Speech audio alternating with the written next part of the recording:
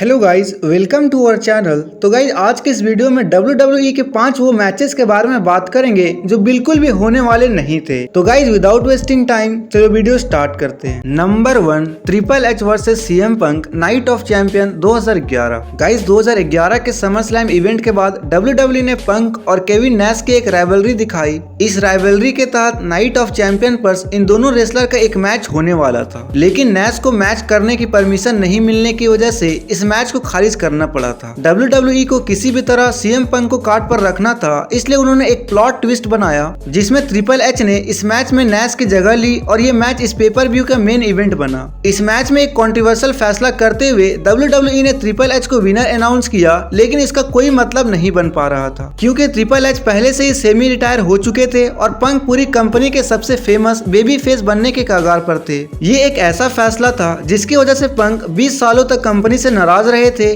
क्योंकि उन्हें और उनके फैंस को ये अच्छे से पता था कि इस मैच में ट्रिपल एच को जीतना नहीं चाहिए था। चलो बात करते हैं number 2, Daniel Bryan versus Kofi Kingston WrestleMania 35। Coffee mania बस एक गलती थी और अगर मुस्तफा अली को एंट्री नहीं हुए होती तो कॉफी किंगस्टन भी कभी भी WWE टाइटल नहीं जीत पाते। किंगस्टन ने 2019 के एलिमिनेशन चैम्बर में अली की जगह ली थी और चैम्बर में किंगस्टन का बेबी फेस वाला ऑरा साफ दिख रहा था, और यही वो मैच था जिसके बाद फैंस ने ये फैसला किया कि अब किंगस्टन ही उनके पसंदीदा रेसलर है। इस मैच के लिए इतना बढ़िया रिस्पांस देखकर WWE ने डैनियल ब्रायन का रेसलमेनिया मैच कैंसिल करने का फैसला किया। टू मैन पावर पॉडकास्ट पर अपीयरेंस के दौरान WWE के प्रोड्यूसर शॉन तिवारी ने बताया कि रेसलमेनिया 35 के लिए जो मैच पहले से बुक किया गया था उसमें ब्रायन केविन ओवेंस के खिलाफ अपना टाइटल डिफेंड करने वाले थे। अजीब बात यह है कि WWE ने जब रेसलमेनिया का टाइटल मैच बदला था उसके पहले किंगस्टन रेसलमेनिया कार्ड पर दूर दूर तक शामिल नहीं थे। आफ्टर द बेल्ट शो पर इसके बारे में बात करते हुए कॉफी किंगस्टन ने बताया कि उन्हें WWE के सबसे बड़े स्टेज में वो स्पॉट दिलाने में ब्रायन का बहुत बड़ा हाथ था। चलो बात करते हैं number 3, Randy Orton versus Batista versus Daniel Bryan WrestleMania 30। 2014 में CM पंक के WWE से चले जाने के बाद सब कुछ बदल गया। पंक रेसलमेनिया 30 का एक बड़ा हिस्सा थे और उनके जाने से WWE को जल्दी एक नया रास्ता खोजना था। CM पंक का सामना ट्रिपल एच से होने वाला था और WWE के सबसे बड़े स्टेज पर ट्रिपल एच के साथ मैच करने का आइडिया CM पंक को खास पसंद नहीं आया था।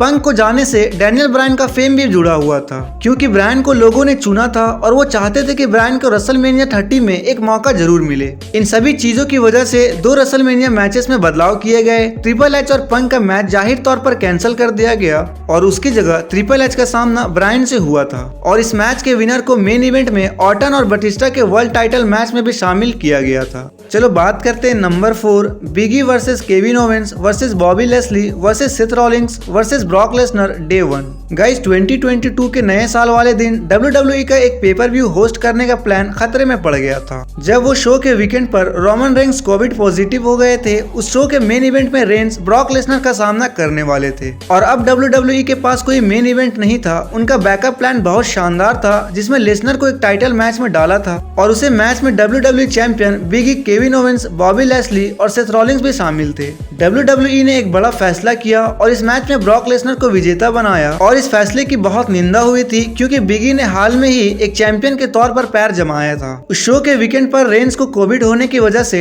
WWE की पूरी डायरेक्शन ही बदल गई और रिपोर्ट में सामने आया कि शुरुआत में रॉलिंग्स एक फाइटल 4-वे मैच में WWE टाइटल जीतने वाले थे और वहीं लेसनर रेंस से जीतकर यूनिवर्सल चैंपियन बनने वाले थे, लेकिन रोमन रेंस के कोविड पॉजिटिव होने की वजह से WWE ने उनका और लेसनर का मैच रेसलमेनिया 38 में winner takes all match up में बुक कर दिया और वहीं रॉलिंग्स का सामना WWE में वापसी कर रहे कोडी रोड से हुआ। चलो बात करते हैं number 5, Roman Reigns versus Edge versus Bryan WrestleMania 37। जब डैनियल ब्रायन को रेसलमेनिया 37 के मेन इवेंट में शामिल किया गया तब WWE को ये मानने में समय लग गया कि इस मेन इवेंट के लिए ब्रायन ही सही रेसलर थे। WWE खास करके विंस मैकमैन 2014 में ब्रायन को एक टॉप टियर रेसलर नहीं समझते थे और वो उनका फेम भी खत्म करने के लिए हर मुमकिन कोशिश भी करते थे, लेकिन 2021 में रेसलमेनिया 37 के आने तक मैकमैन की ब्रायन से इतनी अच्छी दोस्ती हो गई थी कि उन्होंने जबरदस्ती रेसलमेनिया के मेन इवेंट का प्लान बदलकर ब्रायन को उसमें शामिल किया। पहले तो रेसलमेनिया 37 के मेन इवेंट के रॉयल रंबल के विनर एज रोमन रेंस को यूनिवर्सल टाइटल के लिए चुनौती देने वाले थे, लेकिन एज और रोमन रेंस के बीच एक आम मैच को विंस मैकमैन रेसलमेनिया 37 के मेन इवेंट जैसे बड़े स्टेज पर नहीं दिखाना चाहते थे और इसलिए उन्होंने इस मैच में ब्रायन को शामिल करने का फैसला किया।